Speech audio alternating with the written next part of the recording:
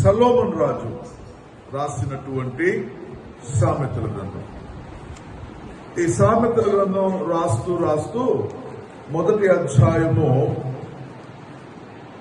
5వ వచనంలో ఒక చక్కటి మాట మాట్లాడతాడు సొలొమోను రాజు గారు.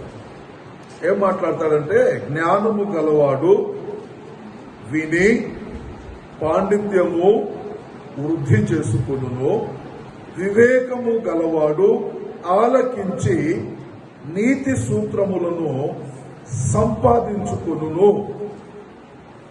4వ వచనములు అంటాడు, జ్ఞానము లేని వారికి బుద్ధి కలిగించుటకును యవనులకు తెలివియు వివేచనయు పుట్టించుటకును తగిన సామెతలు.